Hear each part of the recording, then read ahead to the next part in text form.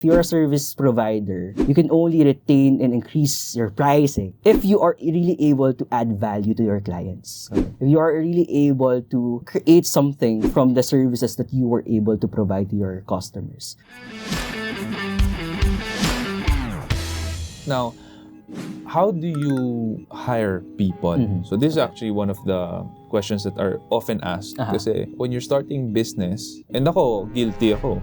When I started, I just hire anyone, di ba? Na gusto magtrabaho para sa akin, di ba? But it produced a lot more problems eh. Yeah, that's true. Along the way. So, kayo ba? How do you hire people?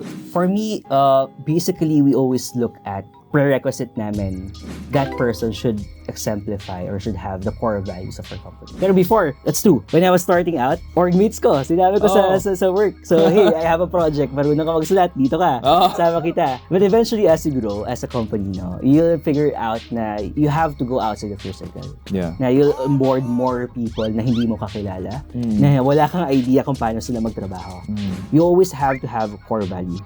Ano ba yung identity mo as a company? Ano ba yung gusto mo maging identity ng mga tao na nasa company mo? Kasi as your team grows, right now we're 20, for you have 60 team members, no? Hindi mo na sila makakausap day to day. Minsan may papasok ang bagong team member. Sino siya? Like, hindi mo na nalalaman yung pangalan. So we always look at core values. Yeah. Like we have identified the core value ng team members namin when we started. Ito yung core value ko as a service provider. Yeah. And I want that to be resonated by my company and by my team members moving forward. Yeah. So that's one. We have 3 core values for our company: accountability through empathy, proactive communication, and dedication to excellence. So there are certain steps during our interview process that we try to squeeze that out of the interviewee namin. But of course, not all the time, sakto yung hiring mo. There are certain instances wherein may mga bad apples ka talaga makukuha, di ba? So, for that one, in terms of hiring, we first look at the core value of the person. Then at the end of the day, skills is very trainable, especially for SEO. Like once you have the foundation of good work ethic, then SEO could be trained. So, for us, yun yung talagang pinaka-hard requirement namin. Of course, for certain roles, you have to be a bit more technical. Na may mas technical requirement tayo and knowledge na kailangan. What platforms do you use to hire? Onlinejobs.ph, LinkedIn, very good. And what's working well for us right now is internships as well. So since right now, SEO, still believe na medyo malaki din yung skills gap in the Philippines pa ng SEO na the quality of SEO, approach to SEO, maraming freelancers ngayon pero hindi pa ganun ka high level. At the very least, speaking for myself, no, in terms of what I've seen so far. So what we're trying to do right now is to have a good pipeline of interns, train them from our own processes talaga, our own approach to SEO. So once we see na, okay, they're doing well, we absorb them into the company. So we're trying to have a lot of grassroots program for us to increase the awareness as well of SEO within the Philippines. Kasi walang course for SEO eh. Correct, correct. Pero sa college, di ba, wala masyadong courses. That's a struggle. Like, you have to really spark interest pa din sa mga college students na, hey, SEO exists. And if in case man that you're interested, you could pursue SEO after college. Yes. Tama. So, now, you hired them. What's your onboarding like? So, right now, basically, we have managers namin, kanya-kanyang specialization area, i-onboard nila. Usually, make sure that I have one specific call with all of our new hires to make sure that I get to, number one, tell them the story of the company. Second is to share to them the core values that we would want to make sure na ma-resonate sa kanila. And 3, to create a shared vision. I think that's one thing na very important for a company, for you to have a shared vision with your team members. Kasi otherwise, parang mafe-feel nila, I'm just working to earn money. And eventually, they will burn out if ganon. And especially agency work, bigla may deliverable ka na bago from the client request. Hindi naman dapat kasama sa amin yan. Pero bigla request. So yung tao mo talagang minsan mababurn out sila. So if you really have a bad culture, especially for an agency company, service-based company, mahirap, matataas yung churn ng mga team members mo. So, for onboarding, usually meron kaming training period, pero dahil nga meron na kaming good internship program right now, talagang yung technical skills na naman dyan eh. So, for the first 6 months of the internship, technical skills will be trained na. So, yung onboarding na lang, more on the SOPs, more on the systems, within the company. So this onboarding that you do right now, talagang ikaw pa, manual, no? Most of it, mga department managers na namin. Pero I have one call talaga na dapat maidaan ko sa kanila. How did you identify from your team sino yung magiging managers? Separates managers from people who just work as a team member? It's a very hard question, actually. So, Most of our managers actually started with the company when we were just a freelance team pa lang. But one thing siguro that I can say, paano ko malalaman kung manager material yung isang team member namin? Number one, of course, work ethic should be there. Second would be the core values. Make sure that the core values that you have as a company, dapat meron din sila nun. And third is, pinaka-important is team members who are always willing to learn and to listen. Kasi not all people are willing to learn and to listen. Sometimes people would think na, alam ko na yan, bakit pa ka makikinig sa'yo? Especially that I'm very young. So, most of us are Gen Zs. Kasi if you get to hire bad managers, hanggang dulo, hanggang sa mga team members mo who do the day-to-day, magre-reflect yun eh. Until to the point na pati deliverables mo sa clients mo, campaigns mo, would have bad quality because people don't enjoy what you're doing. Yeah. So for me, I only make sure that the managers that will be having in the company are people that I can trust, na parang kahit mawala ako, alam ko, tiwala ako sa taong to. Magagawa niya yung role niya. And of course, the values that I'm looking for a person. How do you train and lead your right-hand people? Because I'm sure out of the 20 packs that you have in the team, there's one or two, maybe three persons na yun yung talagang kung may kailangan ka go-to na alam mong reliable. Pag sinabi mo, magagawa. How do you lead them? We have our CEO, head of operations, have our head of service fulfillment, and we have our client success. So for those three people, number one, how do I train them? They have to see you do the things. The biggest challenge ko before was, how do I transfer this process to them?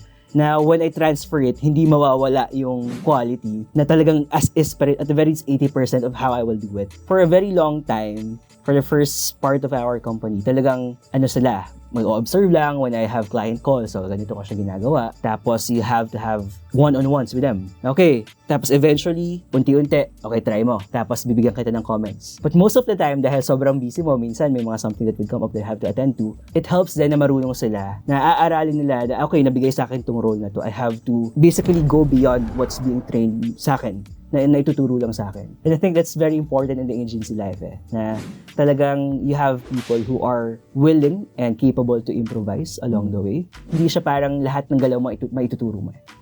At the end of the day, sometimes your processes will change according to your campaign team member, kung paano yung approach nila. How do you do your sales now? One thing that we do in terms of our sales approach is consultative selling. So when we have someone that approaches us, hey, I want to work with you, or I'm looking for an SEO provider. Usually, yun yung line nila, looking for an SEO provider. And usually, marami ang hinahanap, marami ang kausap. So what usually happens is we take the time to educate them.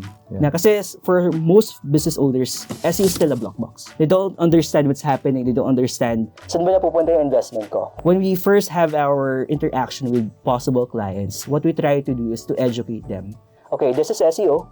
Basically, what we do, kung ano yung pwedeng magawa niya sa business mo. So we always have that parang qualifying na, can we provide value to you as a service provider? So hindi pwedeng accept lang tayo ng accept ng client. Most of the time, kapag gagawin mo yon, clients will just basically come and go. Parang magiging masama din siya in terms of the reputation of your company kasi you don't get to retain clients.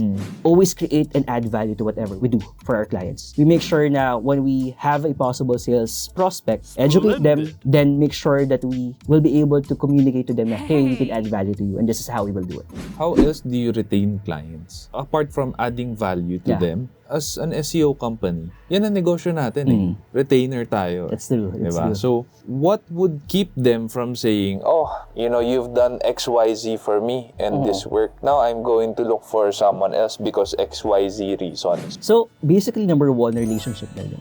Very important na you don't see it as a transactional thing. Na, okay, you pay us, we do this. So we have to make sure that our clients and us, our team members, have good working relationship with each other, that actually trust each other. We build that. Pero sometimes, of course, it's hard. You have a very limited time initial contract.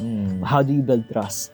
So communication. You have to make sure that our project managers, account managers will be able to really communicate to our clients. We take the time monthly to hop on a call with them, explain them, okay, this is what we have accomplished for this month, and this is our KPIs, and this is our plan for next month. So aside from that, making sure that if they have specific problem, but I always tell our clients, you can just message me. If you need to escalate anything, sometimes I get to them physically, personally, sa office nila, just to discuss all together. So at the end of the day, we're in a business of services. Diba? We'll be judged based on the quality of our work and how we deliver our work. My last question would be, what would be your advice for business owners who also want to start a services business?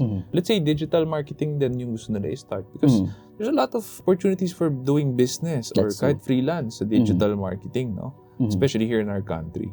What would be your advice to them? I follow a certain framework. It's called the ALT framework. Assess, learn, and try. Assess, you have to understand what are your skills. Saan ka magaling, saan ka hindi magaling. And assess your resources as well. Ano ba yung current na resources? Well, mostly kapag service-based business, hindi naman ganun kailangan ng kapital. But network, sino yung people na pwede mong matap. And once you have an understanding doon, the next step is for you to learn. Learn kung ano yung kailangan mong i-improve on. Learn your craft. If it's a technical service, learn about digital marketing. Increase the depth of your understanding about the concept, about the channel, the marketing channel, and all of those other processes na kailangan mo. And once you are able to assess, try, of course, you'll learn along the way. You'll get to process, okay, ito yung pwede kong ginawa dapat. And it's not a linear approach na hindi siya ALT. Sometimes it's LAT, sometimes it's TLA. So, you always have to make sure that you have that within yourself, you have that system for you to assess. Or, kumbaga, parang be self-aware. Na, okay, for this part, hindi ko talaga kaya itong gawin. Maybe I could just tap someone else to partner with me on that. So, at the end of the day, service-based business, puhunan natin sarili natin skills natin. You really have to understand and realize na it's all about value creation. Na if you're a service provider, you can only retain and increase your pricing, which is basically yun naman gusto natin mangyari. If you are really able to add value to your clients, if you are really able to create something from the services that you were able to provide to your customers. So ayun guys, hopefully you got some good value out of that. Clarry is a startup agency owner, and you know, a lot of people talaga startup ngayon, especially after the pandemic, diba? Medyo maraming companies nagsara, maraming na lay off. A lot of people are starting right now. If you're one of them, I hope this episode has provided good value for you, and if it has, please do help us by hitting the subscribe button, the bell notification icon, and the like button na rin if you like this episode. And if you can share it with friends and family, that would be amazing. Again, this is Sean C. Thank you, Clarry, for being here. Thank you very much for having me here, Sean. And we will see you in the next episode.